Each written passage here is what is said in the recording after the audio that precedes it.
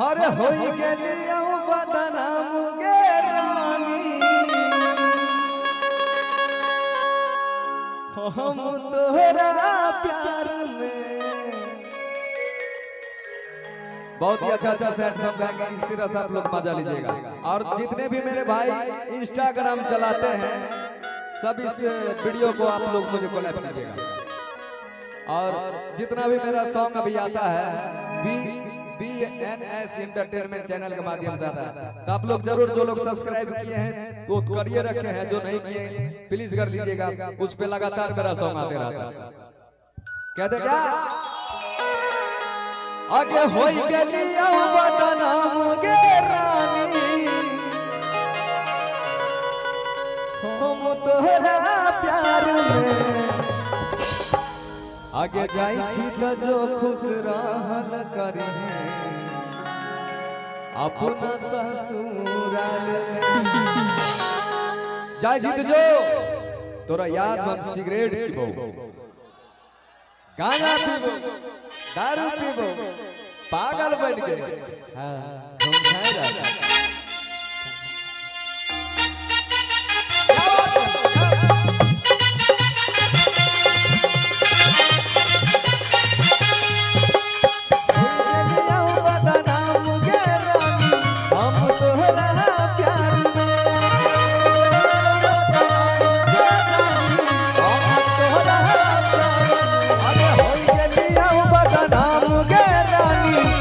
तोहरा प्यार में।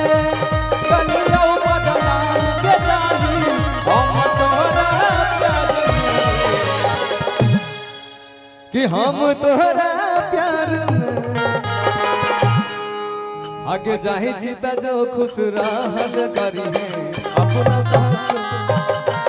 आगे जाही जीता जो खुश रहल करी है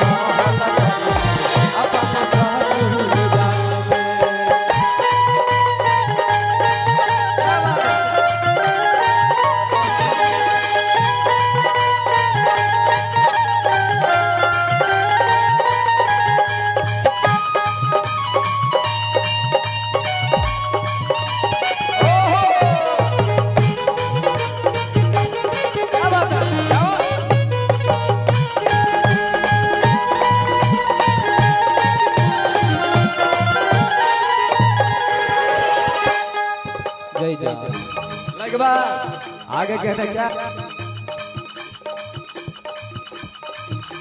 प्यार के हमारा तू रखले अधूरा।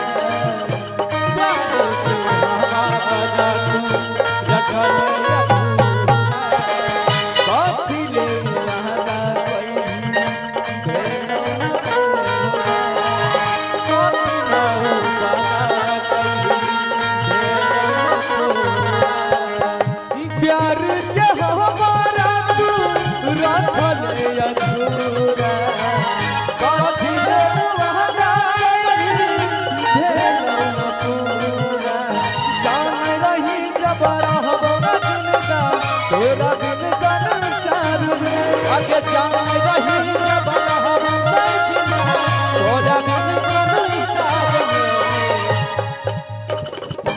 कि तोरा बिन संसार में।